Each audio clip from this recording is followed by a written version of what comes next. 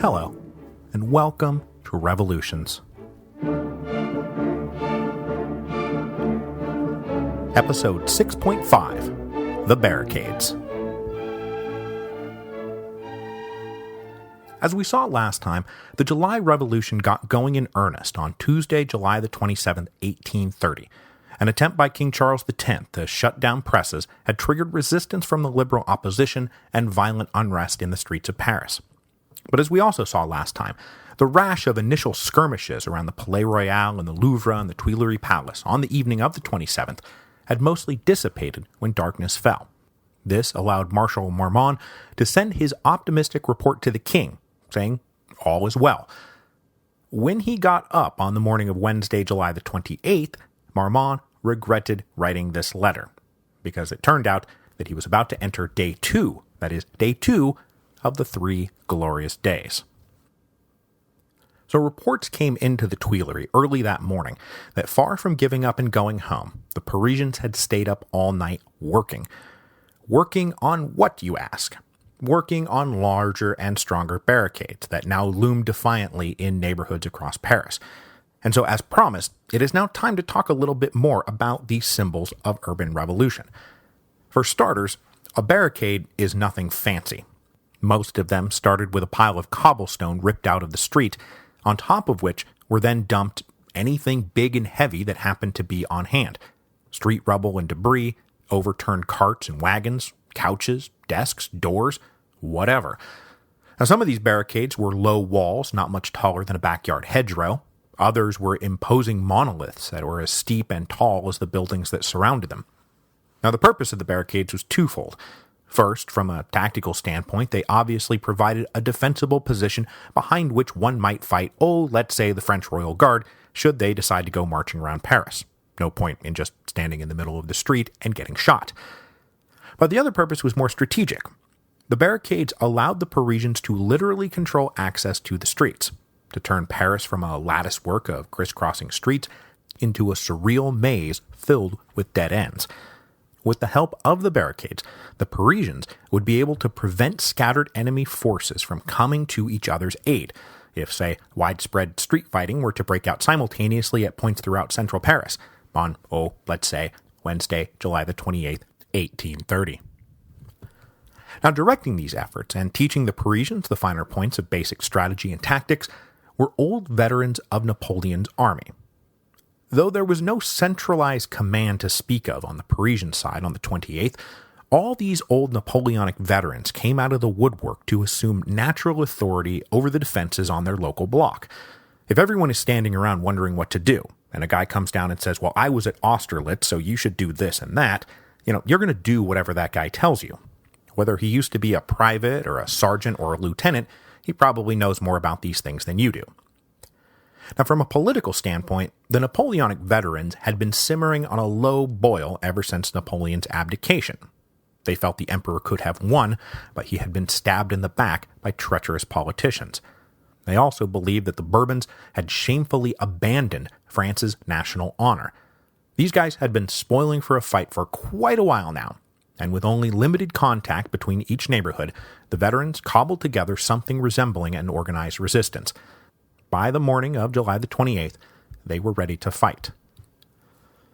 Adding to Marmont's growing sense of dread were further reports that the Parisians were also now scouring the city for arms. They raided government buildings and guardhouses, metalworks, gun shops, private homes. Any place that might have weapons was ransacked, and anything that might be turned into a weapon was turned into a weapon. So at about 9 that morning, Marmont sent a dispatch to the king drastically reassessing the situation. Copying language from 1789, almost certainly on purpose, Marmont now wrote to King Charles and said, quote, "This is no longer a riot, it is a revolution. It is urgent, your majesty decide on the means of pacification."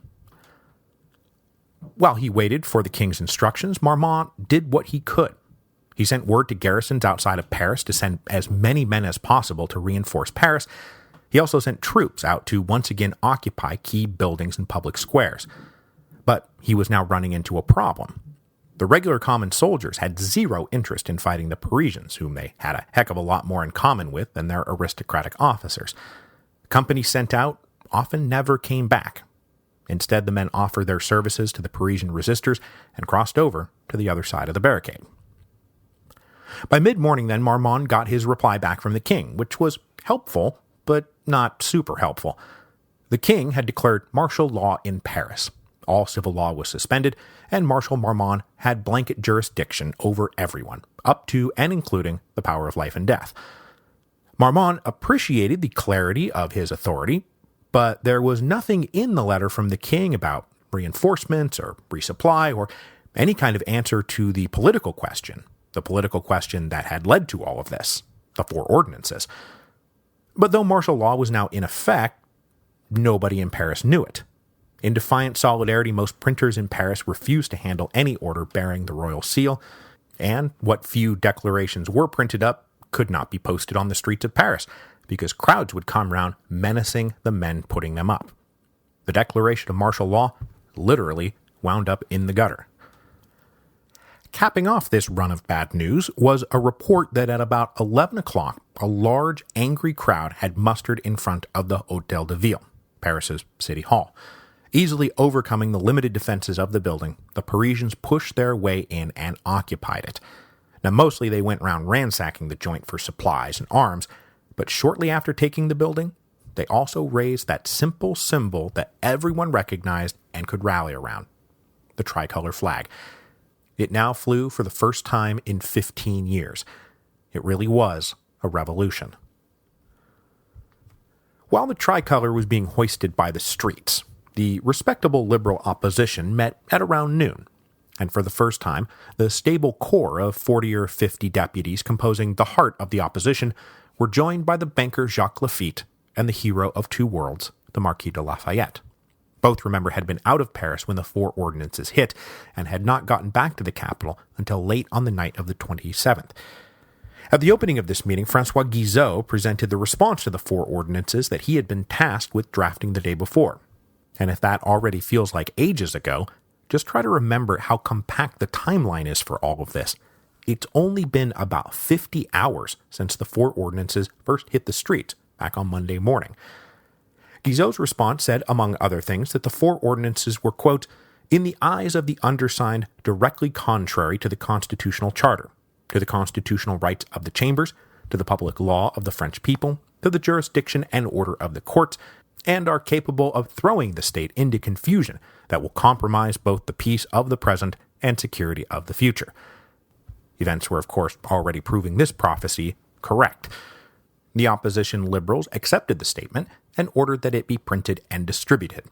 Then, they resolved to diffuse this state of confusion that will compromise both the peace of the present and the security of the future by sending a small delegation headed by Jacques Lafitte to the Tuileries Palace to negotiate some kind of ceasefire with Marshal Marmont.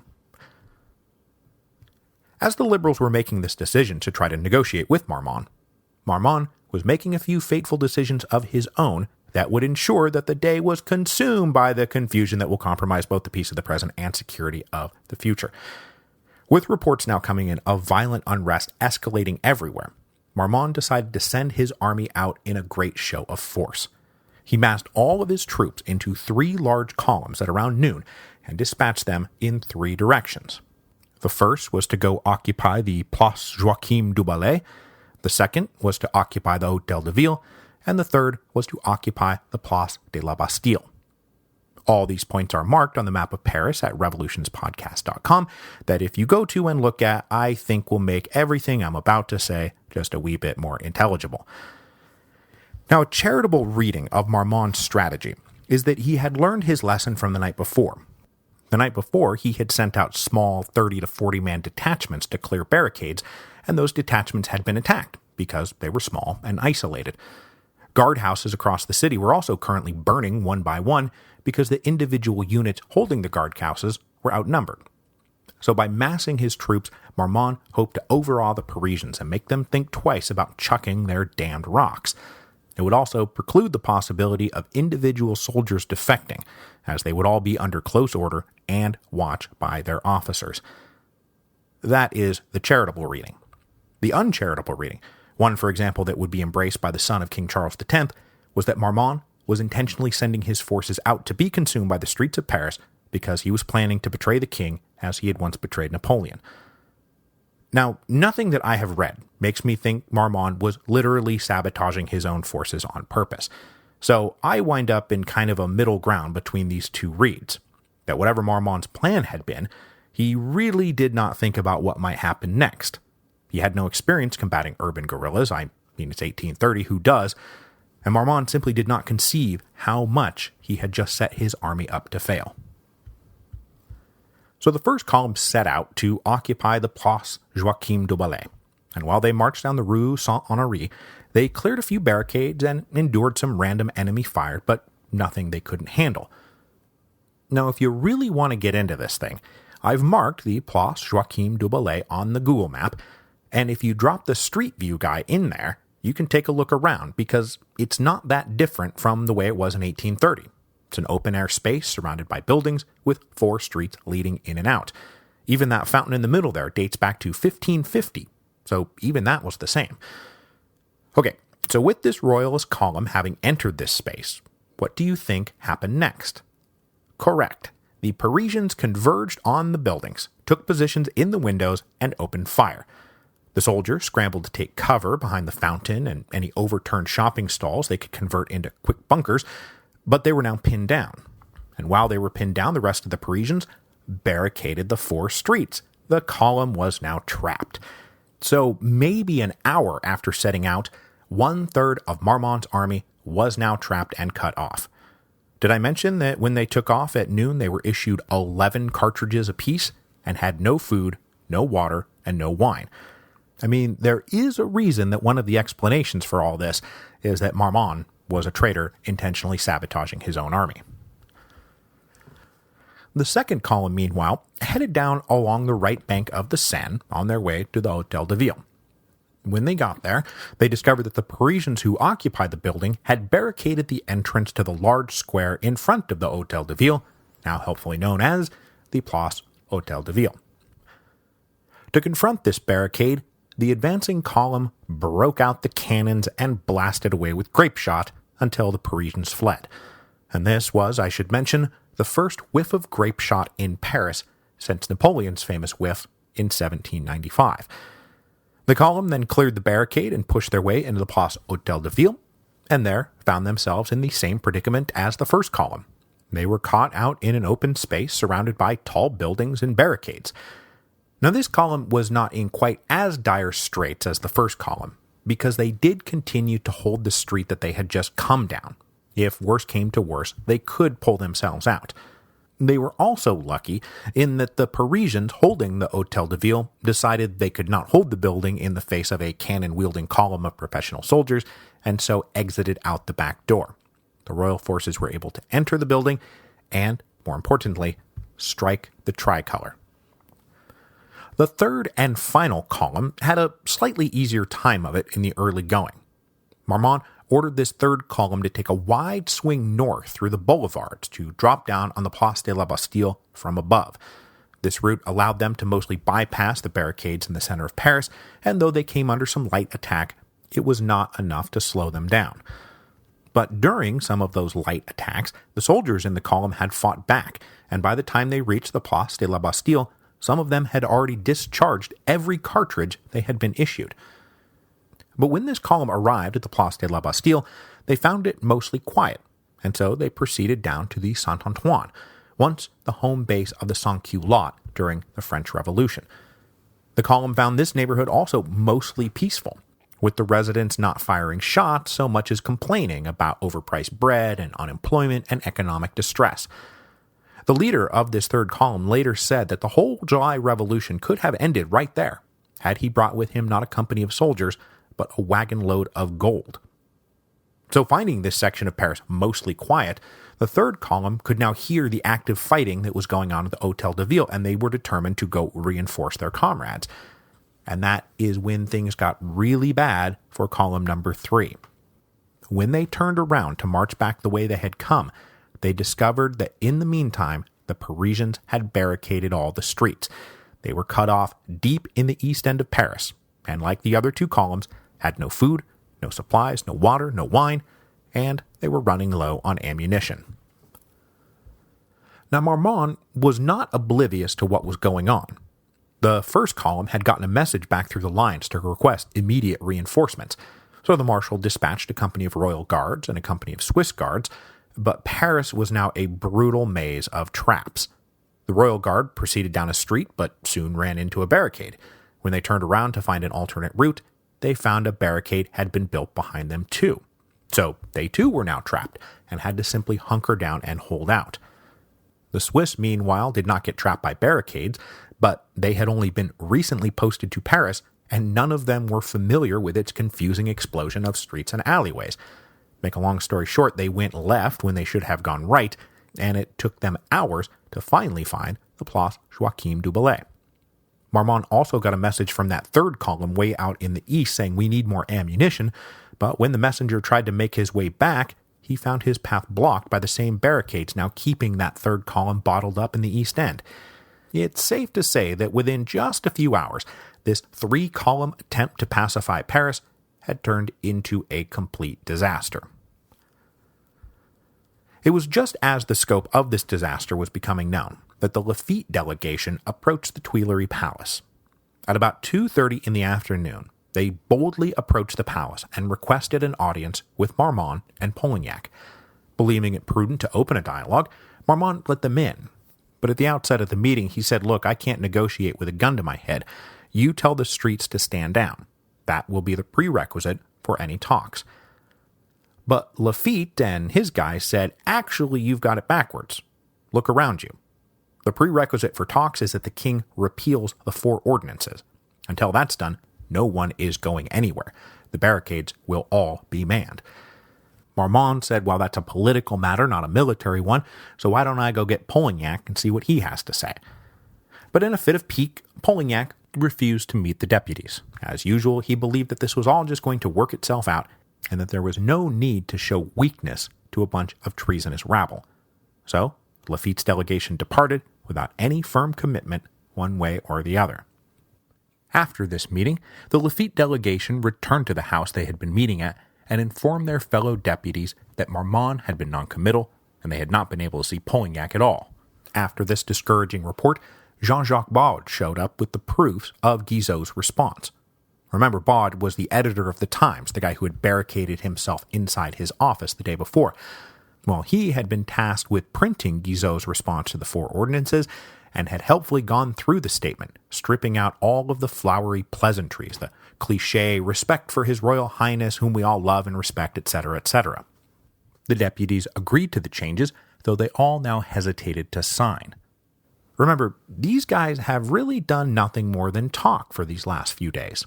It was the journalists who had signed the Declaration of Resistance, and the Parisians who were now fighting out in the streets. This was the moment when the opposition deputies could have put down their names as revolutionary leaders. But they balked, and in the end could only agree to list the names of those who had been present at the meeting. As Lafitte wryly noted, "In this way, if we are defeated, no one will have signed. If we win, we won't lack for signers." Back at the Tuileries, Marmont wrote a dispatch to the king summing up the meeting with Lafitte. Marmont, remember, is by nature a centrist liberal.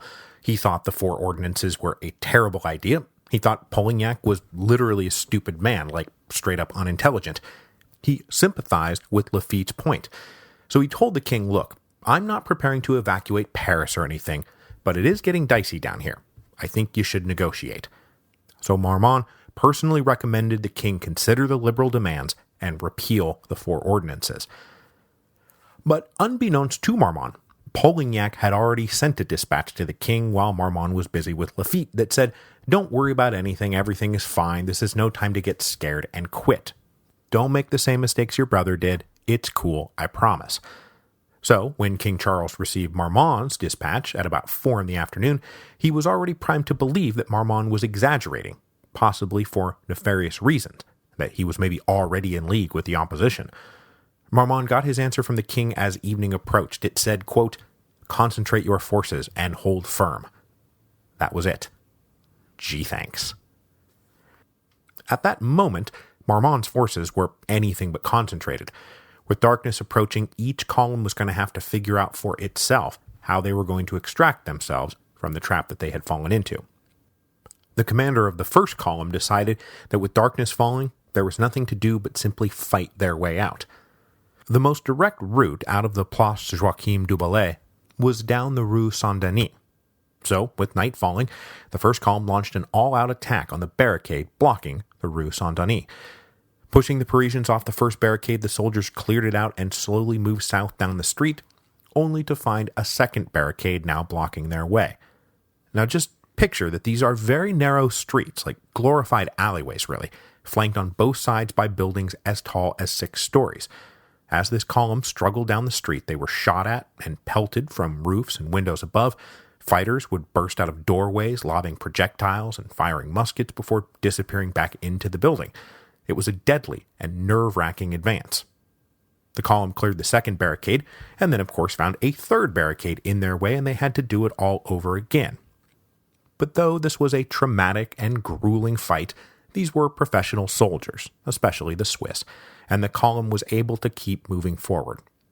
About a third of a mile of fighting later, they finally emerged out of this deadly chute into the Promised Land, the right bank of the River Seine. When the column got to the river, they turned right and marched to where the Pont des Arts is right now, at the southern corner of the Louvre, and there they bivouacked, waiting for instructions about what on earth they were supposed to do next. Out in the east end of Paris, the third column was about to face an even more intense version of the Battle of Rue Saint-Denis. Still trying to get to the Hôtel de Ville to reinforce the troops there, the third column tried to push straight west out of the Place de la Bastille down the Rue Saint-Antoine. Now these days, the Rue Saint-Antoine peters out where it meets the Rue de Rivoli, but in 1830 it was a straight shot to the Hôtel de Ville, following what is today the Rue François Miron. I really do recommend you go to that Google map I've been telling you about so that you can have some idea of what's going on here. Now the first attempt to reach the Hôtel de Ville seemed like it was going to work. Under pretty light fire, they were able to make it to an intersection just 350 yards from the back of the Hôtel de Ville, but there they ran into a huge barricade, one of the big mothers, 10 feet tall at least. As the third column approached this barricade, though, they found it ominously silent and empty. This was because the Parisians were massing on the rooftops and high windows above and waiting down little alleyways and inside the buildings. The column cleared the barricade, but as they tried to move through all the debris, the Parisians exploded from every window, door, and rooftop. Swarmed on all sides by musket fire and projectiles, the third column was forced to retreat. While the officers in charge of this column huddled and tried to figure out what to do next, the Parisians rushed back out onto the Rue Saint-Antoine and built fully 7 barricades in the span of just 1,000 feet, covering a line between that first big barricade and the Church of St. Paul. As night began to fall, the third column decided to make one last go of it. They began their advance down the street, and as had happened at the Battle of Saint-Denis, the Battle of the Rue Saint-Antoine was a grueling advance through 7 barricades. The soldiers hugged the walls of the buildings as best they could to avoid the projectiles from above, which, I should mention, included an array of chamber pots, which, gross.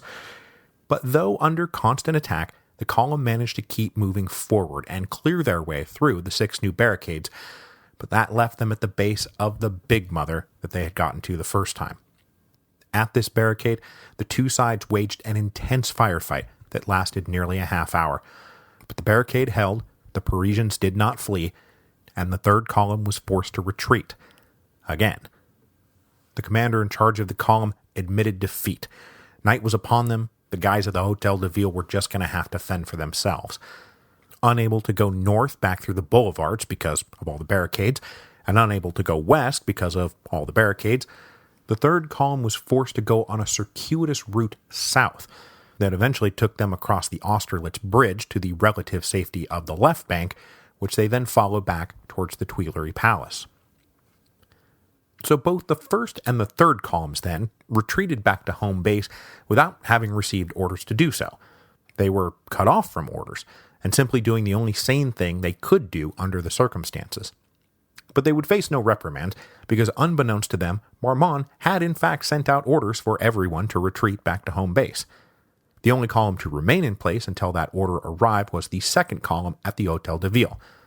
Still controlling the street in and out of the square, a messenger was able to come through at about 10 o'clock that night with orders for them to abandon the Hôtel de Ville and come home. So the column withdrew back to the river at about 11, but with full darkness now having set in, the Parisian fighters offered little resistance. So the second column evacuated in good order to the Seine, and then they marched back towards the Louvre. By midnight, all the royalist forces were back at home base. Between them, there was not one shred of good news to share. So far as they were concerned, Wednesday, July the 28th, 1830 was not day 2 of the 3 glorious days.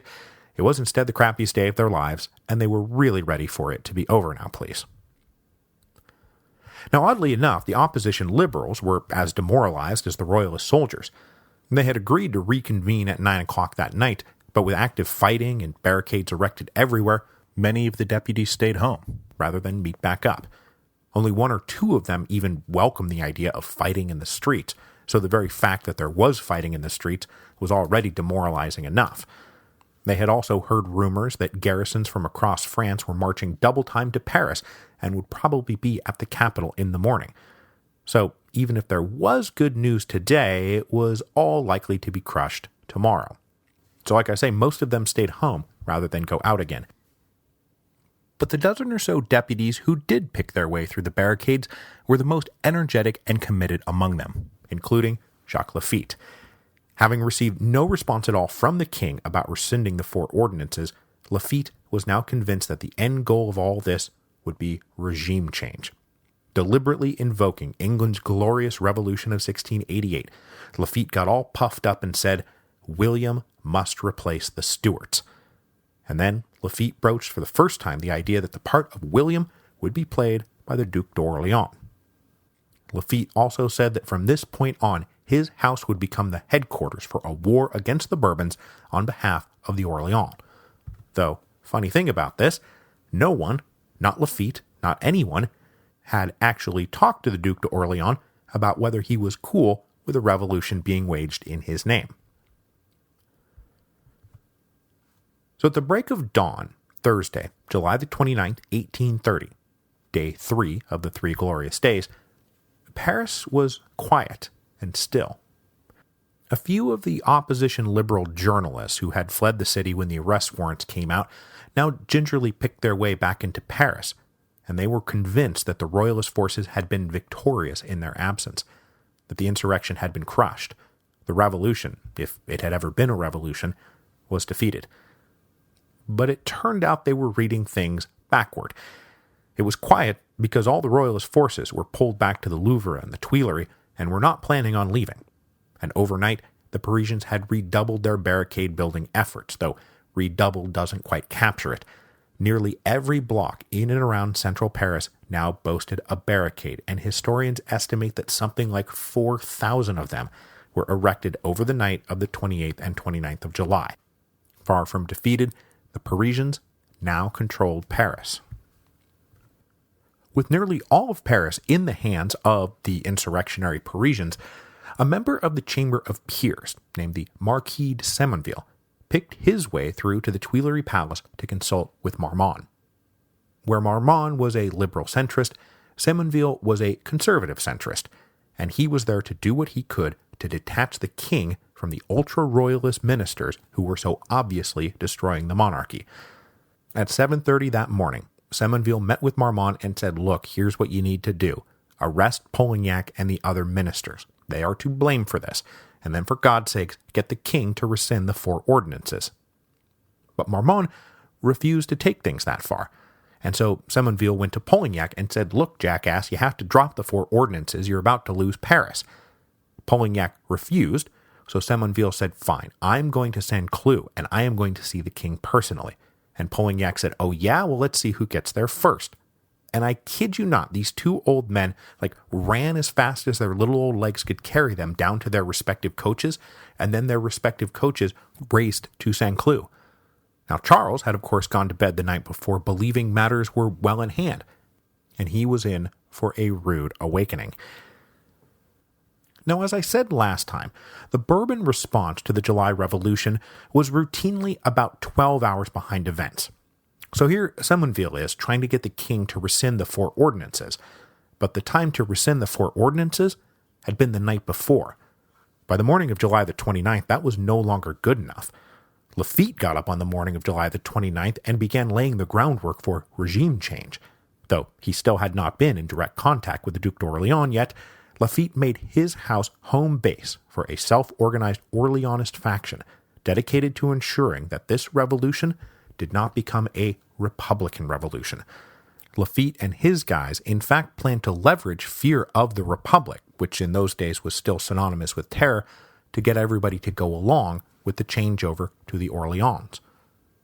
Among those at Lafitte's house that morning was Adolphe Thiers, who had gone into hiding the day before and now emerged again. Lafitte sent Thiers to drop a broadsheet trumpeting the Duc d'Orléans as the people's champion, without knowing if it was actually true. At noon, Lafitte then hosted an open meeting of opposition delegates, electors, and journalists.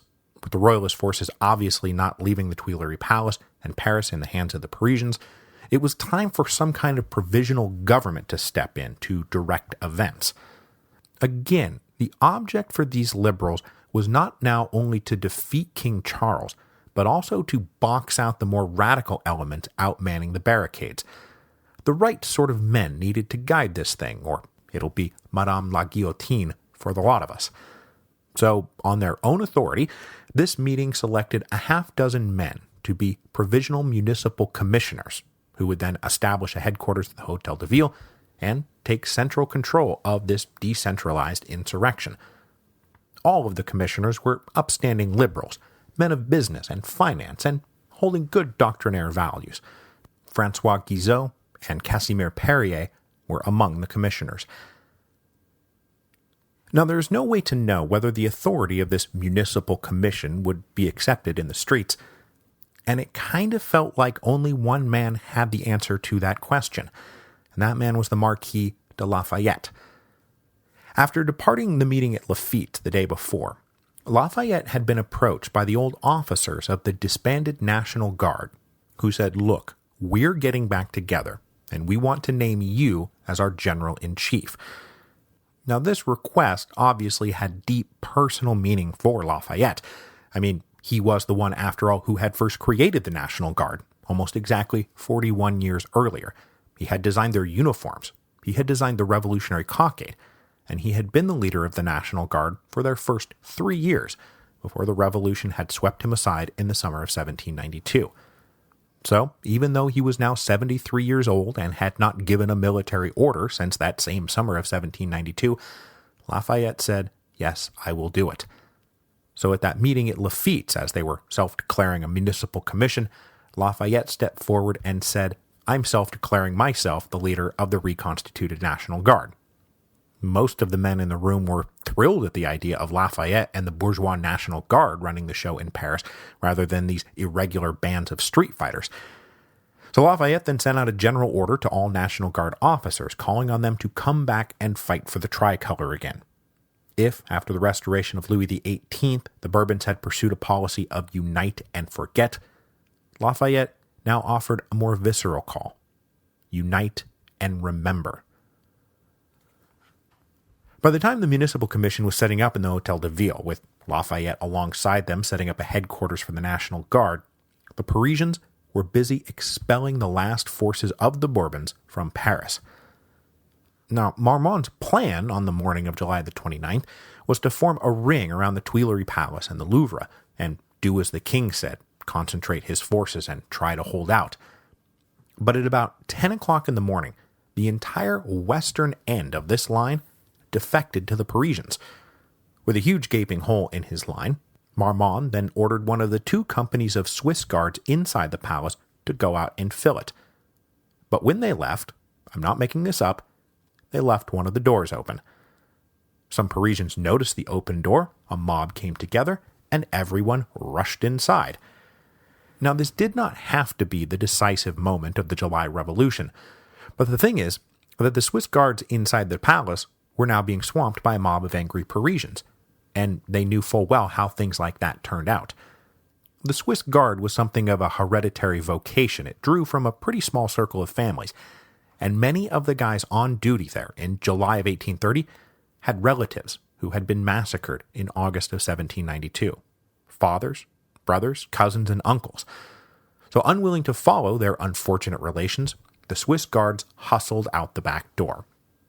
Now, all they were trying to do was get out of the building so they didn't get massacred, but when the French forces saw the Swiss forces making a run for it, everybody panicked. Before Marmont knew what was happening, his entire army was in disorganized flight up the Champs-Élysées. Marmont grabbed a horse, but he was not able to get out in front of his troops until he reached where today the Arc de Triomphe sits. It was about 1:30 in the afternoon, and when Marmont turned around, he saw the tricolor being hoisted above the Tuileries Palace. There was no point going back now. His men probably would have disobeyed the order anyway. Paris was lost. The capture of the Louvre and the Tuileries Palace marked the end of the 3 glorious days of fighting. Paris had won, King Charles had lost. The final casualties on the royalist side were 150 dead and 530 wounded, while on the Parisian side it was 496 dead and 849 wounded.